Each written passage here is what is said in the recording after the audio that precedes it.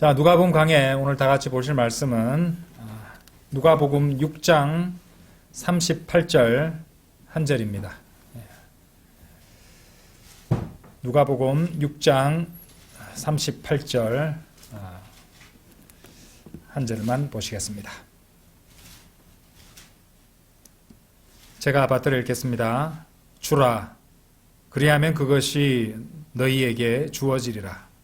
후이 측량되고 꾹 눌리며 함께 흔들어지고 흘러넘치는 채로 사람들이 너희의 품 안에 주리라. 이는 너희가 재는 동일한 척도로 너희가 그와 같이 다시 측정될 것이기 때문이라. 오늘 드릴 말씀 제목은 원함과 필요의 차이. 원하는 거요. 원함과 필요의 차이.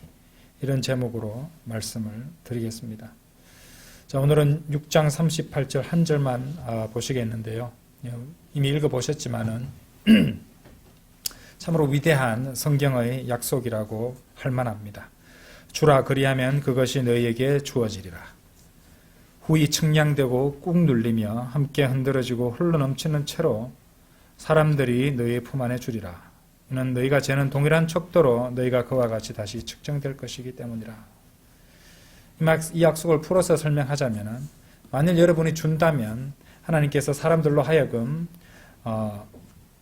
여러분이 주었던 것과 똑같은 척도로 여러분들에게 주게 만들어 주신다는 약속이고, 또 여러분이 후하게 준다면 돌아오는 것은 여기 나오는 표현대로 꾹 눌리고 흔들어져서, 이제 누르고 흔드는 이유는 뭡니까? 어떤 용기에 담았을 때 빈틈이 없게 만드는 거잖아요.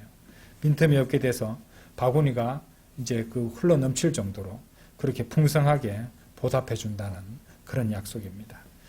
우리가 앞서 보셨던 그런 말씀들, 무슨 유대인적이고 또 교리적으로 대환란에 위치한다, 이런 설명을 많이 드렸는데, 이 38절 말씀은 사실 우리 신약 성도들에게도 얼마든지 적용할 수 있고 우리에게 유효한 그런 약속이라고 할 수 있습니다.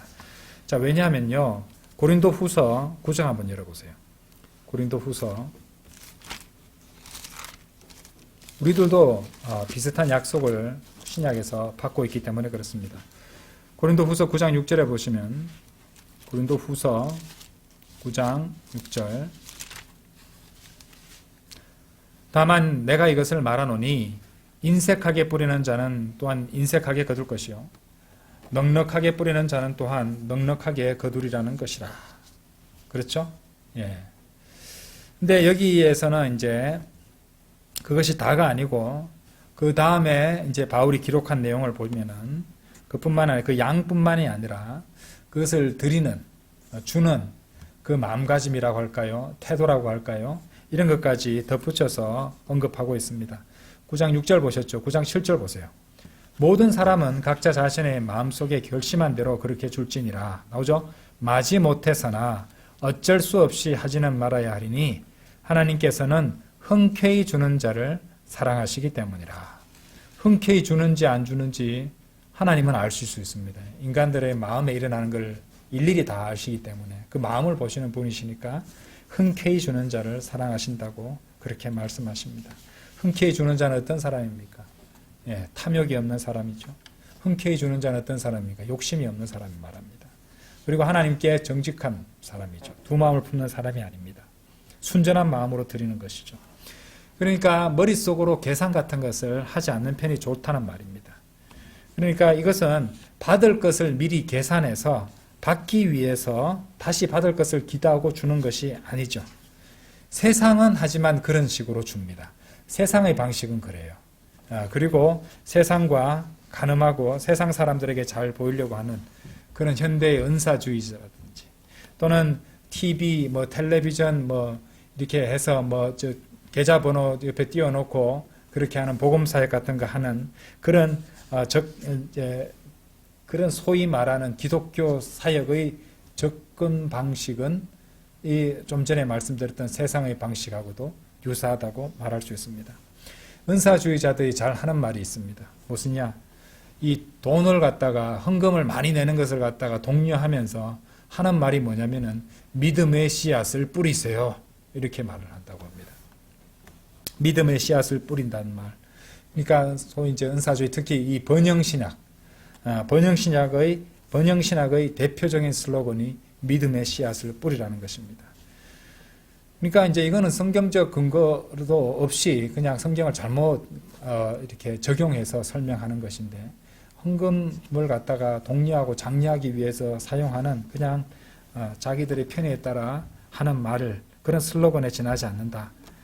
왜냐하면은 믿음의 씨앗 할 때 보통 씨앗은요, 성경적으로 봤을 때 씨앗을 뿌리는 것은 기본적으로 하나님의 말씀을 선포하는 것.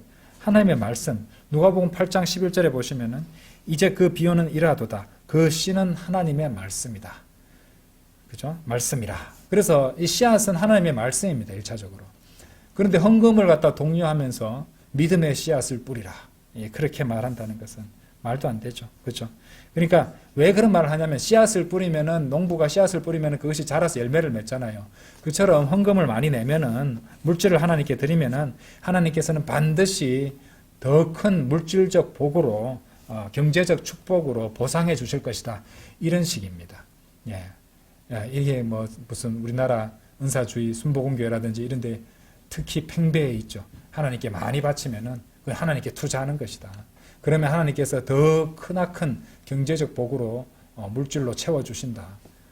그래서 뭐 가난하면은 죄를 지은 사람이 되어버리는 것처럼 그렇게 되어버리는 겁니다. 하나님이 무슨 투자 신탁 회사입니까? 그런 거 아니죠. 전혀 성경적이지 않습니다. 그것은 하나님께서 내리시는 복에 대해서 잘못 이해하고 있는 것이고, 또 하나님의 법칙도 왜곡시키고 있는 잘못된 가르침이라고 말할 수 있습니다.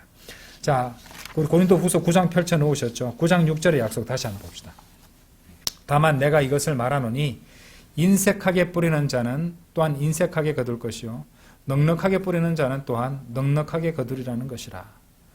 이 말은 헌금을 많이 내면은 하나님께서 더 큰 경제적 복으로 축복해 주신다. 반드시 그렇다. 이런 거 아닙니다. 예.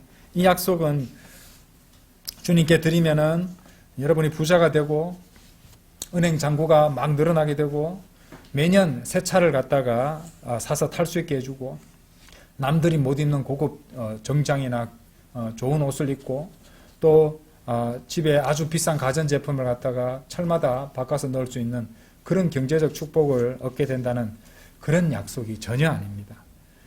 그러니까 이 약속은요, 성경적으로 이 말씀을 하신 이유는 하나님께서 여러분을 부르셔서 하게 하신 그 일을 성취하기 위해서 필요한 것은 어떤 것이라도 하나님께서 풍성히 채워주실 것이라는 그런 약속입니다. 이게 성경적인 해석인 거예요. 필요한 것은 다 채워주신다는 것입니다. 그죠? 빌립보서 4장 19절 한번 열어보세요. 빌립보서 4장 19절.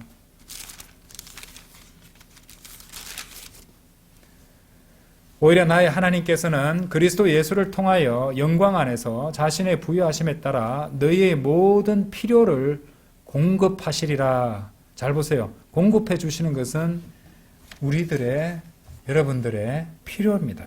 필요를 공급해 주신다고 하셨지. 여러분이 원하는 것, 바라는 것, 꿈에 그리는 것, 이 모든 것들을 공급해 주시겠다라는 약속이 아닙니다. 여러분들. 필요한 걸 주시는 겁니다. 필요 없는 걸 주시면은 망하기 때문에, 필요 없는 걸 주시면은 그것으로 인해서 그분의 자녀들을 망칠 수 있기 때문에 아버지께서는 필요한 것만 주신다는 것이에요. 예. 결코 우리가 원하는 것 모두를 다 공급해 주시겠다, 이런 약속을 하시진 않았단 말입니다. 그래서 오늘 설교 제목대로 성경에서 이 원함, want라고 말할 수 있어요. want, 원함과 필요, need라고 영어로 하죠. need, 없어서는 안 되는 필수 불가결한 것들, 그죠? 필수 요소들, 이것들은 명확히 구분을 하셔야 됩니다. 이것을 구분 못하면은, 이것을 구분 못하기 때문에 그리스도인이 하나님께 감사를 드리지 못하는 거예요.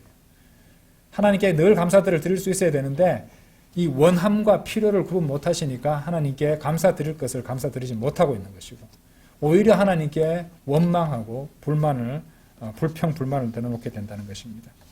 원함이라는 것은 말 그대로 인간이 원하는 것을 가르치는 것이죠. 하지만 어떤 인간이 어떤 것을 갖다 원한다고 했을 때 그 원하는 바가 반드시 그 사람에게 필요한 것은 아닙니다, 여러분. 그렇죠? 반면 필요는요, 우리가 섬김이라든지 또는 영적 생존을 위해서, 때로는 우리 육체적 생존을 위해서 꼭 필요한 것들, 없어서는 안 될 것들, 그렇죠? 이런 필수적인 요소를 말하는 것이에요. 자, 성경 구절들을 통해서 이 두 가지를 구분해 보도록 하겠습니다. 먼저 원함에 대해서 성경 구절을 한번 몇 구절 보도록 하겠습니다. 시편 23편 1절 한번 보세요. 시편 23편 1절.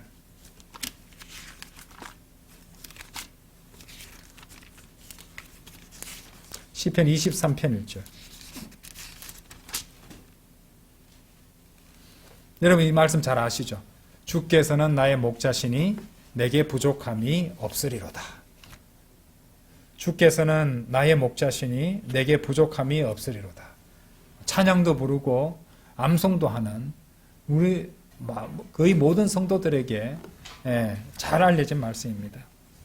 자, 내게 부족함이 없으리로다 라고 우리가 고백을 할 수 있어야 됩니다.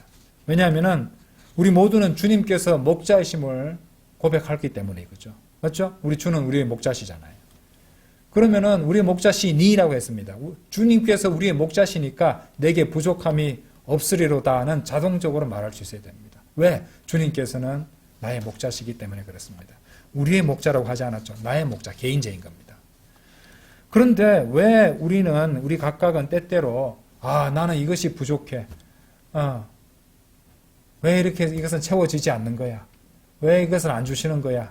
하고 부족하다고 하나님께 칭얼거리는 겁니까? 왜일까요? 만약에 이 부족함이 없으리로라는 필요한 것은 주님께서 다 채워주셨다는 의미에서 그렇다는 것이죠. 그러니까 이 경우에 있어서는 원함을 필요로 생각했기 때문에 내게 부족함이 없으리로다 라고 고백할 수 없다는 겁니다. 주님께서는 참으로 신실하시게 우리의 모든 필요를 지금 이 순간까지도 채워주시고 계시고, 주는 나의 목자시니, 주께서는 나의 목자시니 내게 부족함이 없으리로다. 누구나 그렇게 고백할 수 있어야 되는데 내게 부족함이 있어요 라고 말하는 것은 나의 원함을 나의 필요로 착각했기 때문이 아닐까 합니다. 그렇죠? 야고보서 4장 3절 보세요. 야고보서 4장 3절. 야고보서 4장 3절. 너희가 구하여도 받지 못하나니 너희가 그것을 너희 정욕들에 소진하려고 잘못 구하기 때문이라. 구해서 받지 못하는 바가 나오고 있습니다. 그게 원함입니다.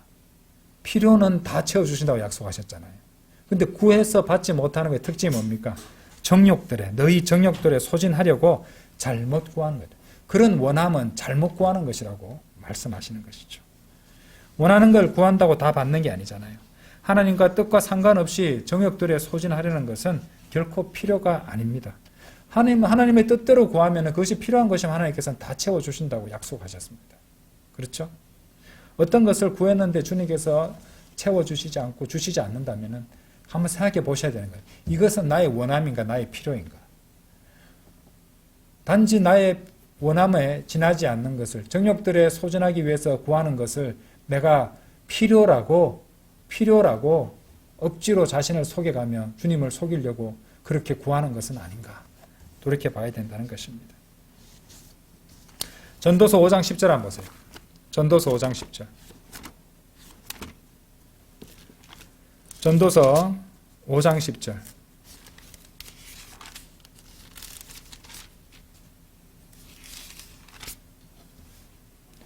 은을 사랑하는 자는 은으로 만족하지 못할 것이요 풍부함을 사랑하는 자도 늘어나는 것으로 만족하지 못하리라. 이 또한 헛되도다. 자, 은은 물질이잖아요. 은을 사랑하는 자 은으로 만족하지 못할 것이라고 말씀하고 있습니다. 전도서 6장 7절도 보세요. 사람의 모든 수고는 그의 입을 위한 것이나 그럼에도 식욕은 채워지지 아니하느니라. 끊임없이 먹어도 다시 배고프다고 넣어달라고 칭얼거리는 게 우리 몸입니다. 이 말씀들처럼 정욕에 기반을 하고 있는 인간의 원함은요, 끝이 없습니다. 물질적 풍부함을 사랑하는 욕망은 결코 인간에게 만족을 가져다 주지 못합니다. 예, 채워지지 않습니다. 만족하지 못할 것이라고 성경은 분명히 말씀하신다는 것이죠. 여러분들 억만장자들, 이름만 대면 알 수 있는 그런 대단한 부자들이 자신이 가진 부로 인해서 만족하고 있다고 생각하십니까? 예, 끝이 없습니다. 그들의 욕심은. 가지면 가질수록 더 많은 것을 원하게 될 뿐이죠. 결국 그렇게 원함이라는 것은 결코 채워질 수 없는 인간의 욕망에서 비롯되는 것이고 정욕에 소진되기 위해서 계속해서 구하는 것입니다. 그렇죠? 그래서 이것은 분명한 사실입니다. 하나님께서 공급해 주시는 필요를 감사하면서 살면은 그 성도는 기뻐할 수 있지만은 자신의 정욕에 따른 원함을 따라 살고자 하는 사람은 결국에는 탐욕과 불만에 빠질 수밖에 없습니다. 왜? 채워지지 않거든요. 그럼 계속 찾는다니까요. 계속해서 구하고 계속해서 갈망하고 찾고 원하고 근데 채워지지 않잖아요. 그러니까 불만이 이제 만족은커녕 조금 채워줘도 더 많은 걸 구하기 때문에 만족하지 못하니까 불만이 싹트고 불만이 가득 채우고 있으니 하나님께 감사드릴 수 없죠. 하나님께서는 그 필요들을 다 채워주셨는데 채워주신 필요들에 대해서는 감사가 없습니다. 당연한 거죠. 뭐. 그런 성도는 하나님께 감사들을 드리지 않는 성도고 하나님께서 주시는 더 큰 복을 받을 여지가 스스로 막고 있는 것이에요. 자, 필요, 니드에 관한 성경 말씀들도 한번 살펴봅시다. 자, 아까도 말씀드렸지만 이 필요라는 것은 우리가 사는데 없어서는 안 되는 것, 반드시 필요한 것, 영적으로든 육체적으로든요. 신실하신 하나님께서는요, 우리에게 필요한 것이 무엇인지 다 알고 계십니다. 그러니까 다 채워주신다고, 필요를 채워주신다고 주님께서 약속을 하셨거든요. 그런데 자, 주님께서 가르쳐 주시는 원칙을 보도록 합시다. 마태복음 6장 한번 열어보세요. 마태복음 6장.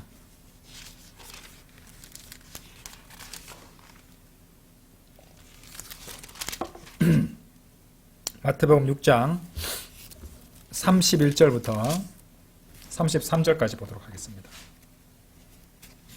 그러므로 말하기를 우리가 무엇을 먹을까 또는 우리가 무엇을 마실까 또는 우리가 무엇으로 입혀질까 하면서 걱정하지 말라. 이 모든 것들은 이방인들이 추구하기 때문이라. 이는 너희 하늘 아버지께서는 너희에게 이 모든 것들이 뭐라고 되어 있어요? 필요하다는 것을 아시기 때문이라. 하나님께서는 우리의 필요를 누구보다도 잘 알고 계십니다. 다 알고 계세요. 그런데 33절에서 하시는 말씀을 보십시오. 오직 너희는 먼저 하나님의 왕국과 그분의 의를 먼저 구하라. 오직 너희는 먼저 하나님의 왕국과 그분의 의를 구하라. 그리하면 이 모든 것들이 필요한 것들이 너희에게 더해지리라. 자, 필요한 것들을 하나님께서 주실 때 우리가 가져야 될 마음가짐, 영적 우선순위를 두고 하라는 겁니다. 그러니까 하나님의 왕국과 그분의 의를 먼저 구하라는 것이죠. 인간의 기본적인 필요들, 의복이라든지 음식이라든지 물질이라든지 필요한 것들은 하나님께서 공급해 주십니다. 그렇죠? 사실 하나님께서 그런 것들을 필요한 것들을 다 채워주셨으니까 우리가 옷이라도 입고 살고 식사도 하고 뭐 이제 잠을 잘 곳도 있고 필요한 것들은 주님께서 아주 신실하게 다 채워주셨다는 것입니다. 그죠? 예, 감사드려야 됩니다. 육체적인 필요만 채워주셨습니까? 예, 신명기 8장 3절 보세요. 신명기 8장 3절. 하나님께서는요, 영적으로 필요한 것도 다 알고 계십니다. 다 채워주셨고, 여러분 손에 들려 있어요. 그 필요를 충족시켜 줄 것이. 신명기 8장 3절 한번 보세요.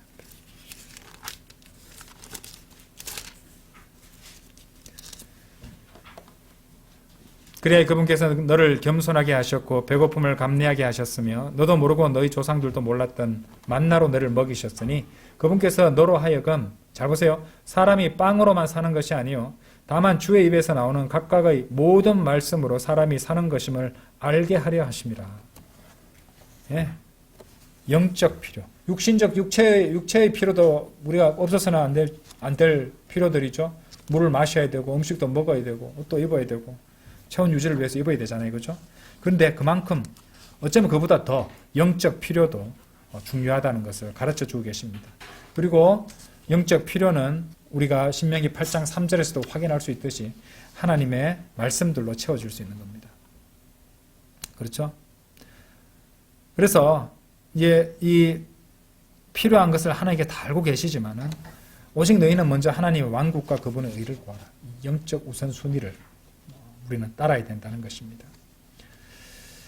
자, 그처럼 필요라는 것은 인간의 생존이라든지 또 우리 영적인 강건함에 있어서 없어서는 안 될 필수적인 요소이고 하나님께서는 아까 보셨던 빌립보서 4장 19절 말씀대로 그것을 온전히 책임지십니다. 그렇죠? 오히려 나의 하나님께서는 그리스도 예수를 통하여 영광 안에서 자신의 부여하심에 따라 너희의 모든 필요를 공급하시리라. 필요를 공급해 주신다는 말입니다. 위대한 약속이죠. 우리의 모든 필요를 하나님께서는 신실하게 공급해 주실 것입니다. 그러면 우리의 필요는 구체적으로 어떤 것들이 있을까요? 예. 자, 인간은 본질적으로요. 다음의 네 가지를 근본적으로 필요로 합니다. 첫 번째가 뭘까요? 첫 번째는 구원입니다. 인간은 구원이 필요합니다. 그렇죠? 아멘입니다. 필요를 공급받지 못하고 꼭 제일 필요한 것을 우리가 나눠주는데도 거부하는 사람이 이 세상에는 절대 다수입니다. 인간이 제일 필요한 것은 뭐니 해도 구원입니다. 왜냐하면 잃어버린 바 된 채로 지옥 대기자로 태어나기 때문에 그래요. 그렇기 때문에 제일 먼저 필요한 것은 구원입니다. 구원은 인간의 가장 기본적인 그 어떤 것보다도 가장 기본적인 근본적인 필요가 됩니다. 그렇죠? 성결하고 이전에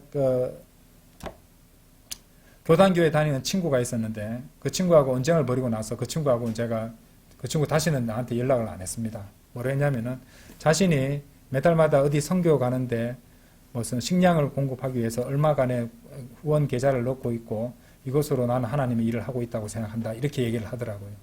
아니 그것보다도 사람들 밥 한 끼도 주고 그렇게 배를 덜고 보게 하는 것보다는 교회에서 하는 선교라면은 복음을 먼저 전하는 게 제일 우선이지 않을까. 그래 하니까 별로 안 좋아하더라고요. 왜냐하면은 일단은 살아야지 복음도 듣는 거 아니겠어? 좀 건강도 회복하고 잘 먹여서 그렇게 한 다음에 그 뒤에 해도 늦지 않잖아. 이렇게 말하는데 아니 그러다가 갑자기 심장마비가 오거나 사고로 죽게 되면은 어떻게 하니? 그래서 제일 먼저 복음을 먼저 전하는 게 좋지 않을까? 구원받게 하는 게 좋지 않을까? 그런 취지로 얘기를 했던 게 기억이 납니다. 뭐니 해도 구원이 가장 중요하죠. 에베소서 2장 8절 잘 아시잖아요. 예, 에베소서 2장 8절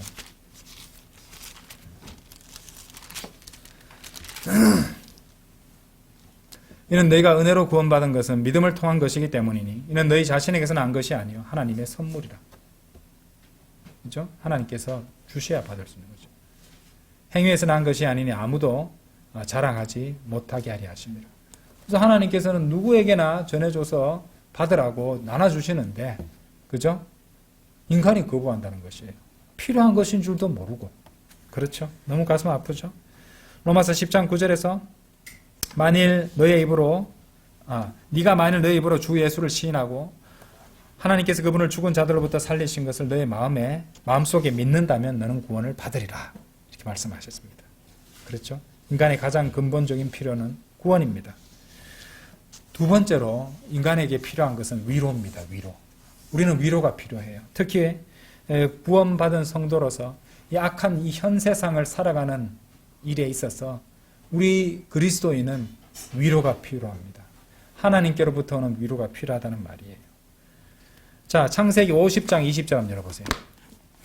창세기 50장 20절입니다.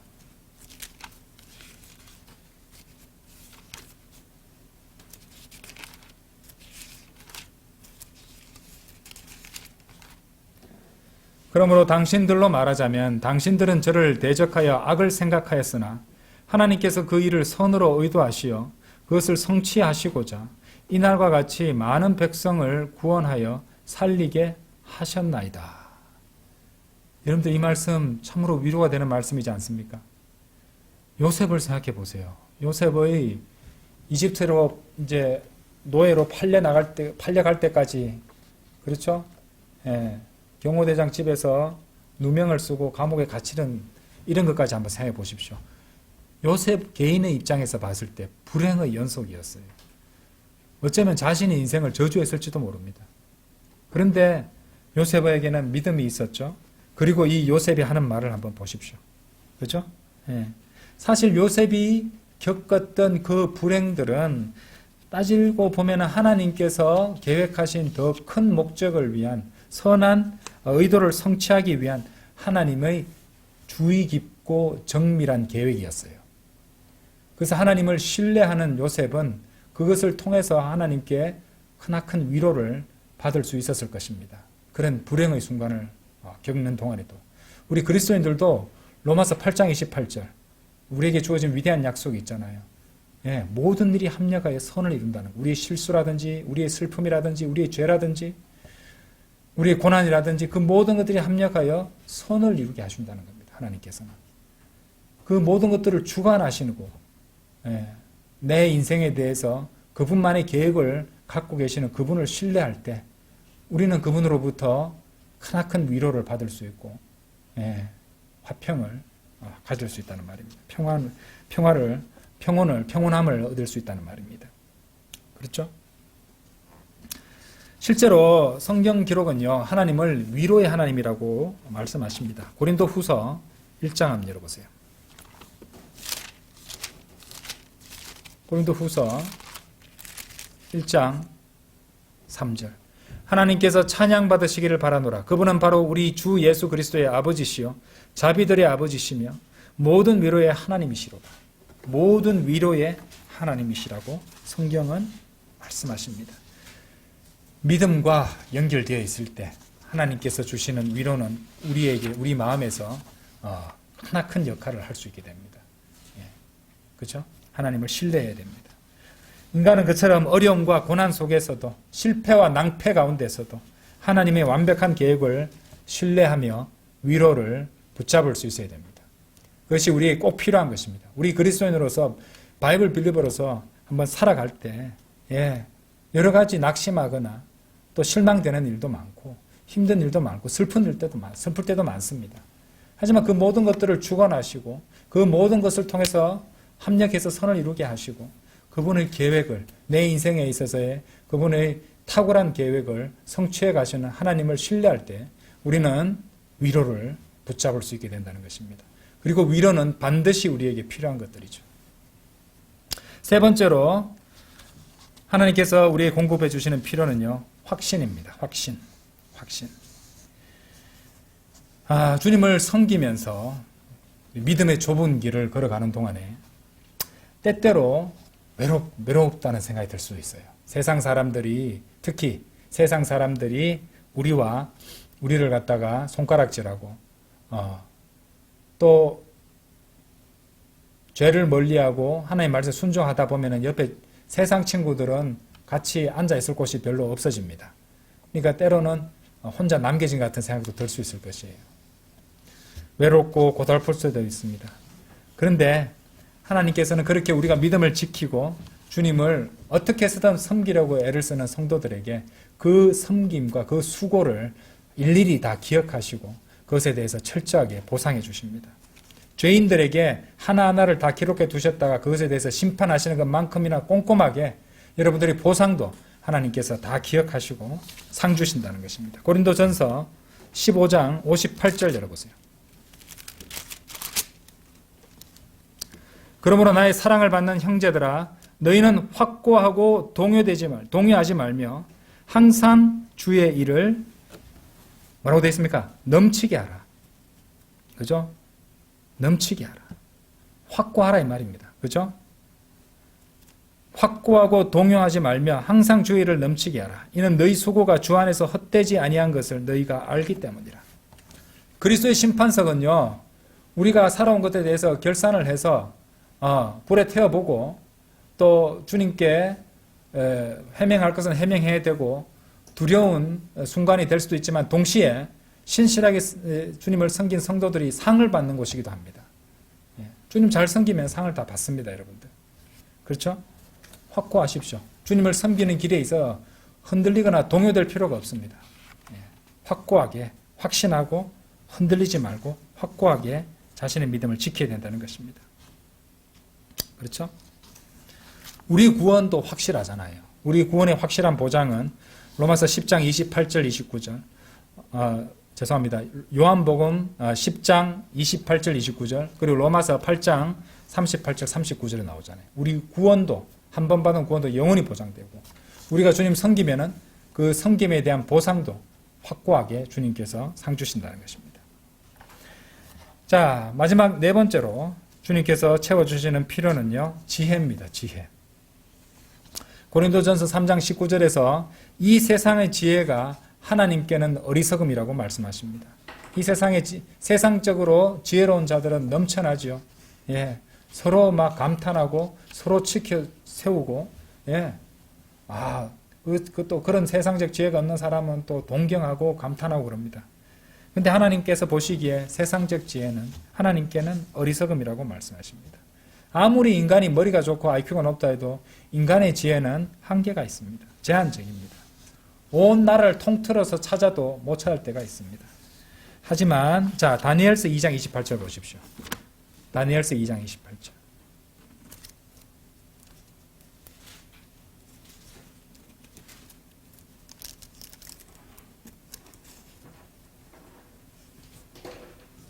자, 다니엘서 2장 28절. 네부갓네자르가 꿈을 꿨는데 그 네부갓네자르의 왕국이 얼마나 컸고 거기에 얼마나 잘난 사람들 많았습니까? 그래서 자기 꿈에 대해서 그거를 갖다가 이제 자기가 까먹어 버렸잖아요. 그래서 그게 뭔지 얘기해 주고 그것을 해석하라고 하는데 그걸 말해 줄 수 있나요? 인간이 아무리 잘난들 그걸 할 수 있습니까? 그런데 여기서 다니엘서 2장 28절에 나오는 말씀 보십시오.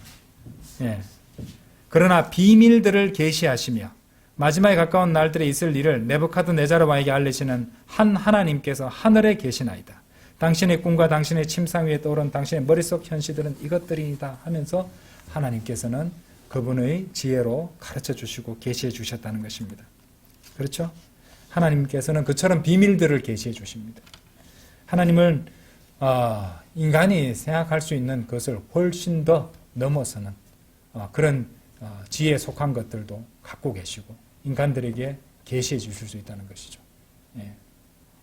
우리 하나님이 그런 분이십니다. 또한 하나님께서는 지혜를 구하는 자에게 그것을 주신다고 약속하십니다. 야고보서 1장 5절 보십시오. 야고보서 1장 5절.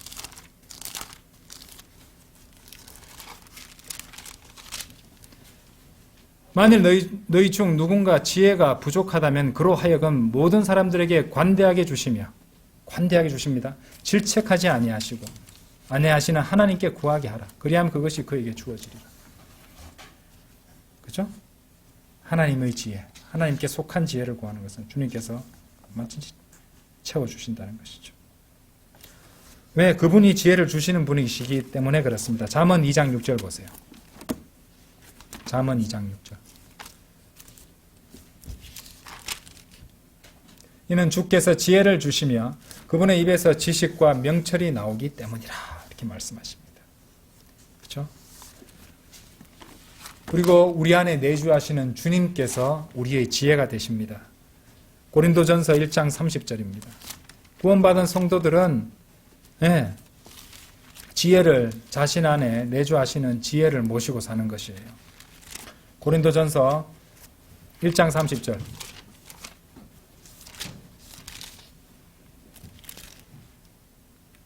그러나 너희는 그리스도 예수 안에서 그분께로부터 났으니 그리스도께서는 하나님께로부터 나셔서 잘 보세요. 우리에게 제일 먼저 뭐가 나옵니까? 지혜와 의와 성결과 구속이 되셨느니라. 어리석은 우리에게 지혜가 되어주시고 그렇죠? 추악한 죄인들이었던 우리에게 의가 되어주셨고 또 성결과 구속이 되어 주셨습니다. 우리 죄값을 대신 치르시고 우리를 사주셨죠. 그분을 여러분 안에 모시고 사는 것입니다. 자, 다시 강조하지만 원함, want와 필요, need는 서로 다릅니다. 원함은 인간이 바라는 것이지만 없어도 생존과 또 신앙에 전혀 영향이 없는 것들입니다. 근데 세상 사람들이 그것에 모든 것을 걸고 살아가는 것, 돈, 부, 또 세상적 명예, 좋은 차, 좋은 집, 좋은 옷, 예, 명품, 뭐 신발 이런 데 막 환장하는 사람도 있잖아요. 그죠? 그런 것들은 필요 없는 것들이고 없어도 그만인 것들인데 그것을 갖다가 더 얻기 위해서 그렇게 모든 것을 걸고 살아간다는 것입니다. 필요는 그와 반면에 인간이 반드시 가져야 되는 그런 필수 요소입니다. 구원이고요. 또 하나님께 주신 지혜고요. 위로고요. 확고함과 확신입니다. 그런 것들을 하나님께서 공급해 주신다는 것입니다. 그렇죠? 여러분들 외국 나가기 전에 면세점 같은 데 들르잖아요. 제가 면세점에 가서 한 바퀴 둘러보고 내린 결론이 그겁니다. 없어도 사는데 지장 없는 것만 모아놨더라고요. 면세점은 사치품들입니다. 거기에 고무장갑 안 팔더라고요. 화장지 안 팔더라고요. 사는데 지장 없는 것들만 가득 쌓아놓고 인간들은 눈을 번들이면서 그것을 보고 다니고 흥정하고 있더라고요. 자, 원함만 추구하다 보면요, 결국 불만족과 탐욕으로 이어진다고 말씀드렸습니다. 대부분의 인간들이 그렇게 살아가고 있어요. 왜냐하면 어떤 것을 이루고 어떤 것을 얻는다 할지라도 자기보다 더 많은 걸 가졌거나 자기한테 없는 걸 가진 것을 보는 순간 자기가 가진 것이 시들해 보입니다. 만족할 수 없어요. 하지만 하나님께서 공급해 주시는 필요에 감사하고 그것으로 만족할 줄 아는 사람은요, 주님께서 주시는 감사들, 주님께 드리는 감사들과 주님께서 주시는 평안으로 자신의 마음을 채울 수가 있다는 것입니다. 원함과 필요를 구별하는 성도는 어떤 삶을 살아야 되는가? 첫 번째로 우리는 하나님의 뜻을 구하는 삶을 살아가야 됩니다. 아까 영적 우선순위 마태복음 6장 33절에서 말씀드렸죠. 오직 너희는 먼저 하나님의 왕국과 그분의 의를 구하라. 그리하면 이 모든 것들이, 필요들이 너희에게 더해지리라 하셨어요. 그렇죠? 하나님의 뜻을 먼저 구하는 삶을 살아야 된다는 것입니다. 나의 뜻과 나의 원함을 구하는 것이 아니라 하나님의 뜻을 먼저 구하면은 그 뜻을 따라 순종하고 이루기 위해서 필요한 것들이 나올 것이고 그것에 대해서 기도하면 하나님께서는 다 채워주신다는 약속을 하셨다는 것입니다. 영적으로든 물질적으로든요. 필요하다면. 두 번째로 세상적이고 육신적인 욕망을 추구하기보다는요. 하나님을 의지하고 신뢰하며 감사하는 삶을 살아가야 됩니다. 디모데전서 6장 6절에 만족함을 겸비한 경건이야말로 크나큰 이득이니라고 하죠. 이게 진정한 이득입니다. 만족. 하나님께서 공급해 주시는 필요에 대해서는 우리가 언제나 만족할 수 있어야 됩니다. 그렇죠? 하지만 우리가 성장하고 우리를 섬기는 데 있어서는 언제나 배고픔을 느껴야 됩니다. 주님을 더 섬기고 싶다. 주님의 말씀으로 더 성장하고 싶다. 하지만 주님께서 채워주신 필요에 대해서는 언제나 만족할 수 있어야 됩니다. 영적 성장에 있어서는 안주하지 말라는 말이에요. 제 말은. 하지만 하나님께서 주시는 것들에 대해서는 늘 감사들을 드리고 만족할 수 있어야 됩니다. 세 번째로 우리는 주님을 신뢰해야 된다는 말씀까지 드렸습니다. 그런데 하나님께서 원하시는 경지는요. 거기서 멈추지 않습니다. 여러분들. 주님을 신뢰하는 데서 멈추면 안 돼요. 여러분 그 다음 단계 뭔지 아십니까? 시편 37편 열어보세요. 성경을 주의 깊게 읽어보시면 그 단계를 가르쳐 주십니다. 시편 37편.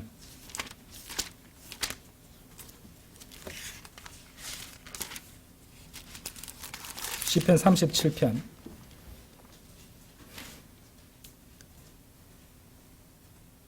자, 3절 보세요. 주를 신뢰하고 선을 행하라. 그리하면 너는 그 지역에 거할 것이며 진실로 너는 먹는 것을 공급받으리라. 자, 신뢰하는 얘기와 주님께서 공급해 주시는 얘기가 나왔습니다. 근데 거기서 멈추면 안 돼요. 4절 보세요. 그 다음 단계입니다. 또한 너 스스로 주를 크게 즐거워하라. 신뢰하는 데서 멈추지 말고요. 우리는 더 나아가서 주를 크게 즐거워하라고. 크게 기뻐해야 됩니다. 크게 기뻐하라 어디 나옵니까? 빌립보서에 계속 나오는 말씀이 크게 기뻐하라는 말씀입니다. 너 스스로 주를 크게 즐거워하라. 그리하면 그분께서 너희 마음이 열망하는 것들을 너에게 주시리라. 놀랍죠? 놀라운 약속 아닙니까? 주를 크게 즐거워하라. 그리하면 그분께서 너의 마음이 열망하는 것들을 너에게 주시리라. 이렇게 약속하셨어요. 여러분들 그러면 여기서 주를 크게 즐거워하는 마음가짐이 되어 있어야겠죠. 안 그렇습니까? 예. 나의 마음이 최고급 보석을 원해요. 제일 비싼 보석이 내 마음이 열망하는 것이에요. 주님 크게 기뻐했으니까 보석 주세요. 다이아몬드 주세요. 목걸이 주세요. 최고급 명품 차를 주세요. 그 얘기가 아니잖아요. 주를 스스로 크게 주를 즐거워하는 마음가짐이 어떤 마음가짐입니까? 자, 하나님께서 우리의 마음이 열망하시는 것을 주시기 전에 우리는 우리 마음을 먼저 주님께 드려야 합니다. 예. 그러면은 우리가 스스로 주를 크게 즐거워할 수 있고 그런 마음가짐으로 열망하는 것들은 하나님께서 다 채워주신다는 것이에요. 자, 그것이 바로 영적 순위잖아요. 오직 너희는 먼저 하나님의 왕국과 그분의 의를 구하라. 이런 마음가짐이 되어 있었고 그런 마음이 열망하는 것을 하나님께서 주신다는 겁니다.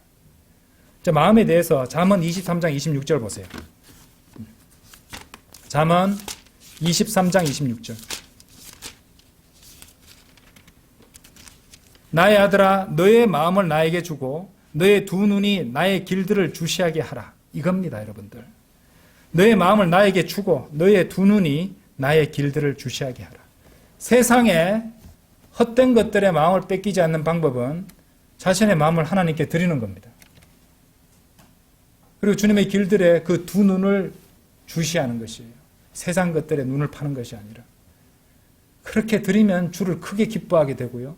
그 마음으로 열망하는 것을 하나님께서 필요한 것이기에 채워주신다는 것입니다. 아시겠죠? 필요하다면 주님 보시기에 주님의 뜻 가운데서 필요하다면 하나님께서는 그리스도 예수를 통하여 영광 안에서 자신의 부여하심에 따라 우리의 모든 필요를 공급해 주실 것입니다. 자, 육신의 원함이 충족되지 않았다 하여 하나님께서 넘치도록 채워주시는 영적 필요들에 대한 감사들을 드리지 않는 어리석은 성도가 되지는 맙시다, 여러분. 결코 원함과 필요를 구분하지 못하는 어리석은 자가 되지 맙시다. 예. 사실 제가 몇 번이나 언급했던 빌립보서 4장 19절 약속을 기록한 것은 바울이었는데요. 바울은 바울이야말로 풍족한 뿐만 아니라 궁핍도 잘 알고 있었던 분이었어요. 자, 빌립보서 4장 11절 한번 보십시오. 빌립보서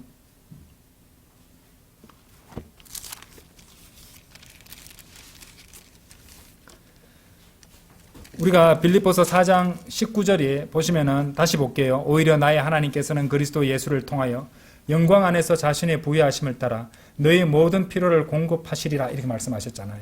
그죠? 근데 이렇게 분명한 하나님의 약속을 확신에 넘쳐 기록했던 바울이야말로 자, 어떤 것을 경험했던 사람이냐. 11절 12절 보세요. 내가 궁핍함으로 언급하는 것이 아니니라. 이는 내가 어떤 형편 가운데 있든지 나는 그것으로 만족하는 것을 배웠기 때문이라.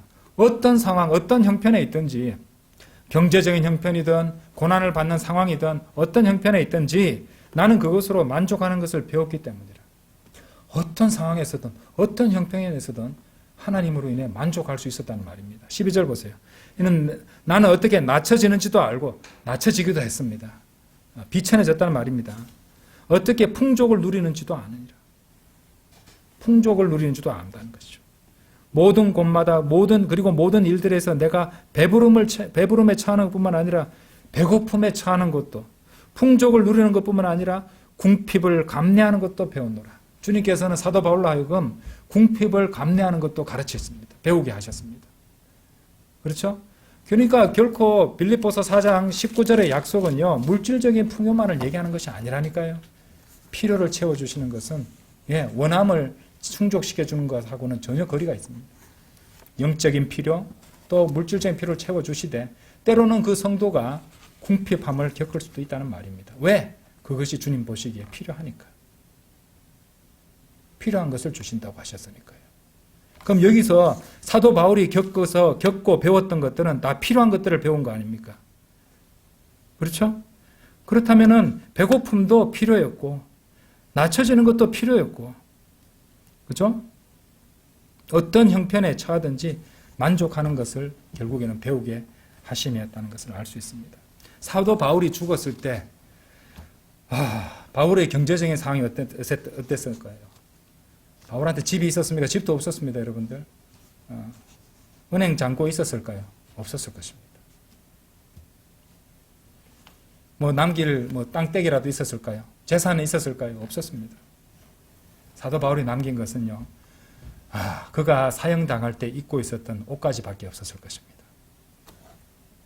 그리고 그럼에도 불구하고 바울은 확실히 그가 어디를 가든지 복음을 전하기 위한 모든 필요를 하나님께로부터 풍성히 공급받았다는 것이죠. 예. 동료 그리스도인들에게도 받았고요. 예.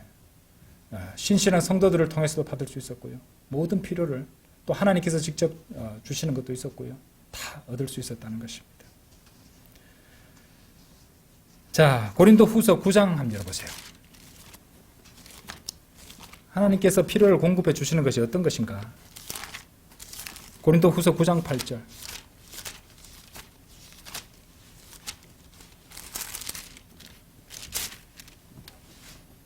그런즉 하나님께서는 능히 너희를 향하여 모든 은혜를 넘치게 하실 수 있으니 너희로 하여금 항상 모든 일들에 다 넉넉하게 하시어. 넉넉한 것이죠. 예, 과잉이 아닙니다. 넉넉하게 해주신다는 것이지 결코 과잉 상태가 아닙니다. 그리고 넉넉하게 채워주시는 이유가 뭡니까? 모든 선한 일마다 넘치게 하려 하십니다. 이것이 목적입니다. 모든 선한 일마다 넘치게 하기 위해서. 모든 선한 일마다 넘치게 하시기 위해서 모든 은혜를 넘치게 하시고 모든 일들에 다 넉넉하게 해주신다는 것입니다. 결코 남아서 다른 데 투자할 수 있도록 그렇게 해주시는 것이 아니라 그렇게 주님께서는 넉넉함을 주시는 것이지 과잉 상태가 아니라는 것이죠. 자, 그래서 만일 여러분이 이제 다시 누가복음 6장 38절의 주제로 돌아와서요. 주님께 드린다고 하면서도 하나님께서 여러분에게 주시는 것을 자기 자신의 육신적인 정욕과 탐욕을 위해서 소진하고 낭비하고 있다면요. 결코 오늘 읽으신 누가복음 6장 38절의 약속은 여러분을 향한 약속이 아닙니다. 그런 마음가짐을 가진 사람한테는 절대로 적용되지 않습니다. 야고보 4장에서도 보셨죠? 그렇다고 오해는 하지 마십시오. 그렇다고 그리스도인은 전부 다 좋은 것은 절대로 갖지 못한단 말입니까? 아니죠. 주님의 뜻 가운데서는 좋은 것도 우리가 하나님께서 주실 수도 있습니다. 하지만 그것만을 목적으로 탐욕으로 마음을 가득 채운 사람한테는요. 누가복음 6장 38절을 그 약속을 주신 것이 아니라는 말입니다. 그리고 만일 여러분이 단지 하나님께 드려서 하나님께로 하여금 자기한테 다시 되돌려 주시도록 그것을 계획해서 또 그렇게 받아서 정욕들에 소진하려고 그런 식으로 드리는 사람은요. 그거는 다 그냥 손실로 계산하는 게 딱 맞습니다.